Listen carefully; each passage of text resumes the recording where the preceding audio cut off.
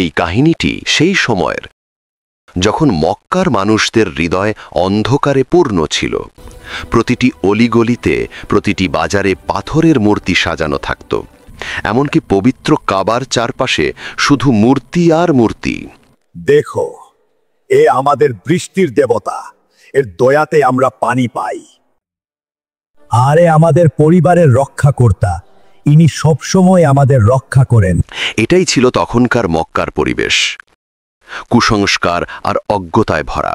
মানুষ পাথরের মূর্তির কাছে দোয়া চাইত, তাদের সামনে সিজদা করত আর ভাবত যে এগুলোই তাদের রব। আরে ভাই, ইয়েমেন থেকে নতুন মূর্তি এসেছে, দেখো কত সুন্দর, নিখুঁত পাথর দিয়ে গড়া, যেন জীবন্ত মনে হয়। সত্যি অসাধারণ। এর জন্য রূপার গয়না আর সোনার সজ্জা বানিয়ে দাও, একে সবচেয়ে আলাদা দেখাতে হবে। এমন ছিল মক্কার পরিবেশ, যেখানে ধর্ম একটা ব্যবসায় পরিণত হয়েছিল। মূর্তি তৈরি করা, বিক্রি করা আর তার পুজো করা সবই ছিল অর্থ উপার্জনের মাধ্যম। আর এই অন্ধকার সমাজে একটি আলোর রশ্মি ছিলেন, যিনি ছিলেন সবার থেকে আলাদা, মুহাম্মদ সাল্লাল্লাহু আলাইহি ওয়াসাল্লাম। তিনি মানুষকে সত্যের দিকে ডাকছিলেন, মূর্তির পূজা থেকে বের করে এক আল্লাহর সাথে পরিচয় করিয়ে দিচ্ছিলেন। তার বার্তা ছিল অত্যন্ত সহজ এবং স্পষ্ট: এক আল্লাহ ছাড়া ইবাদতের যোগ্য আর কেউ নেই। কিন্তু কুরাইশরা এই কথা শুনে অবাক হয়ে গেল। তাদের মাথায় প্রশ্ন এলো, এই এক আল্লাহর মানে কি? এ কেমন খোদা যাকে চোখেই দেখা যায় না, যার কোনো রং নেই, কোনো আকৃতি নেই? মুহাম্মাদের আল্লাহকে তো দেখাই যায় না, এমন খোদার কি লাভ যাকে দেখা বা শোনা যায় না? মুহাম্মদ বলছে এক আল্লাহ আছে, তাহলে কি আমাদের লাত, উজ্জা, হুবাল সবাই মিথ্যা? তাদের চিন্তা ভাবনা কেবল জাগতিক প্রভুর মধ্যেই সীমাবদ্ধ ছিল। তারা ভাবত যা চোখে দেখা যায় না তার কোনো অস্তিত্ব নেই। কিন্তু নবী সাল্লাল্লাহু আলাইহি ওয়াসাল্লাম এমন এক রবের দিকে ডাকছিলেন যাকে চোখে দেখা যায় না, কোনো আকৃতিতে কল্পনা করা যায় না। এমন এক রব যিনি সব কিছু দেখেন, কিন্তু তিনি কারো মুখাপেক্ষী নন। মক্কার লোকেরা हैरान ছিল, এ কেমন প্রভু যিনি মানুষের মতো নন, সোনা বা রূপার তৈরি নন, কোনো মূর্তি বা ছবি নন, কেবল লা ইলাহা ইল্লাল্লাহ। এই মুহাম্মদ, আমাদেরকে তোমার রবের পরিচয় দাও। তিনি কেমন? তিনি কি দিয়ে তৈরি? সোনার, রূপা নাকি মুক্তা দিয়ে? তারা ভেবেছিল তাদের প্রভুদের মতো মুহাম্মদ সাল্লাল্লাহু আলাইহি ওয়াসাল্লামের রবও হয়তো কোনো জাগতিক বস্তু দিয়ে তৈরি, যাকে হাত দিয়ে ছোঁয়া যাবে। কিন্তু নবী মুচকি হাসলেন। তার চেহারা ছিল প্রশান্তিতে ভরা। তিনি কোনো উত্তর দিলেন না, কারণ উত্তরটি আসমান থেকে আসতে চলেছিল। আর তখনই জিবরাইল আলাইহিস সালাম আল্লাহর পক্ষ থেকে উত্তর নিয়ে এলেন। সূরা ইখলাস নাজিল হলো।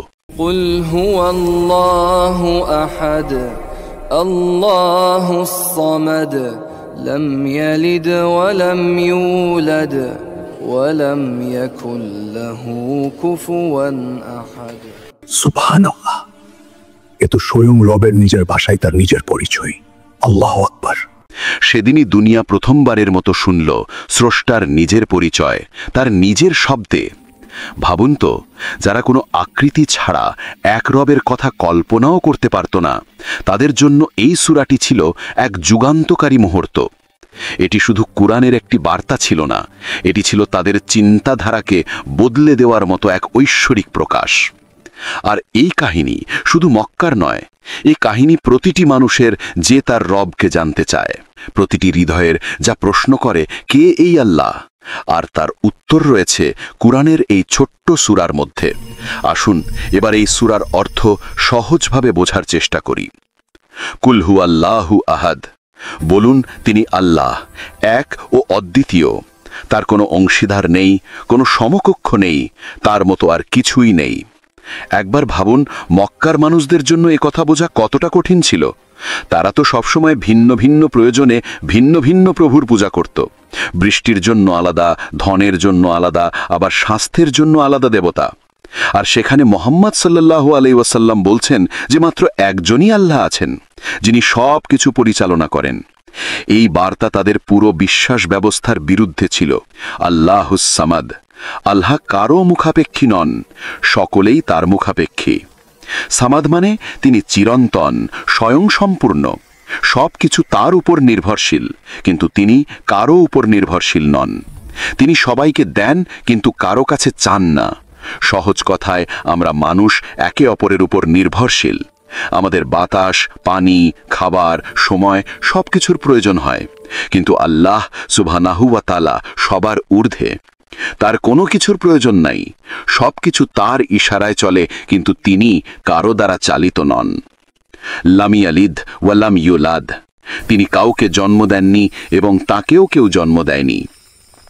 এই আয়াতটি শুধু কুরাইশদের জন্য ছিল না, এটা প্রত্যেক জনমের জন্য যারা আজও বলে ঈশ্বর মানুষের রূপে এসেছেন বা ঈশ্বরের পুত্র আছে।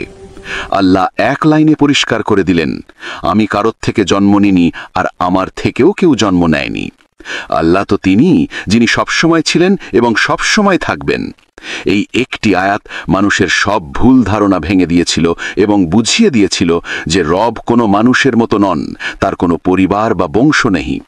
ওয়া লাম ইয়াকুল্লাহু কুফুয়ান আহাদ, এবং তার সমতুল্য কেউই নেই।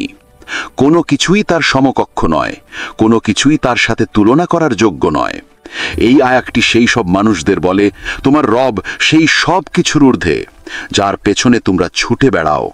এই সমগ্র মহাবিশ্বে তার মতো আর কিছুই নেই। এবার ভেবে দেখুন, যে সূরাতে মাত্র 4টি আয়াত, সেই সূরাতেই রয়েছে কোরআনের মূল বার্তা। আর এ কারণেই আমাদের নবী সাল্লাল্লাহু আলাইহি ওয়াসাল্লাম বলেছেন, সূরা ইখলাস পবিত্র কোরআনের 1/3 সমান। কিন্তু প্রশ্ন হলো, কেন এটি কোরআনের 1/3 সমান? বিখ্যাত ইসলামিক স্কলার এবং মুফাসসিরগণ এর ব্যাখ্যায় বলেন, পবিত্র কোরআনের 3টি প্রধান বিষয়বস্তু রয়েছে। তাওহীদ অর্থাৎ আল্লাহর একত্ববাদ, রিসালাত অর্থাৎ নবী রাসূলদের বর্ণনা এবং শরীয়তের বিধান, আখিরাত অর্থাৎ পরকালের জীবন। সূরা ইখলাস কোরআনের প্রথম এবং সবচেয়ে গুরুত্বপূর্ণ বিষয় অর্থাৎ তাওহীদকে সম্পূর্ণরূপে ব্যাখ্যা করে। তবে এর মানে এই নয় যে আমরা বাকি কোরআন পড়ব না, বরং এর অর্থ হল সূরা ইখলাস পাঠ করলে কোরআনের 1/3 পাঠের সমান সওয়াব ও বরকত লাভ হবে। এই সূরা আমাদের স্মরণ করিয়ে দেয় যে প্রতিটি মুহূর্তে, প্রতিটি পরিস্থিতিতে আমরা কেবল তার উপরেই নির্ভরশীল। যখন আমরা কাঁদি, তিনি শোনেন; যখন আমরা কষ্টে থাকি, তিনি পাশে থাকেন; আর যখন সবাই আমাদের ছেড়ে যায়, তখন কেবল তিনিই থাকেন। এই সূরা আমাদের শেখায় যে যেখানে দুনিয়ার সবকিছু পরিবর্তনশীল, সেখানে আমাদের রব কেমন বদলান না। ভাই সত্যি, সূরা ইখলাস আমাদের শেখায় যে আল্লাহ কেবল একজনই, তার কোনো শরীক নেই, আর তিনি সবকিছু কন্ট্রোল করেন, আমাদের সুখে দুঃখে সবসময় পাশে থাকে।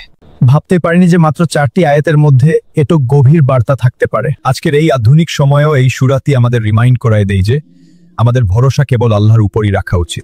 যদি আজকের ভিডিও থেকে আপনি নতুন কিছু শিখে থাকেন, তাহলে ভিডিওটি অবশ্যই আপনার বন্ধু এবং পরিবারের সাথে শেয়ার করুন। পরবর্তী ভিডিও দেখার আমন্ত্রণ রইল। জাযাকাল্লাহ খাইরান। আসসালামু আলাইকুম ওয়া রাহমাতুল্লাহ।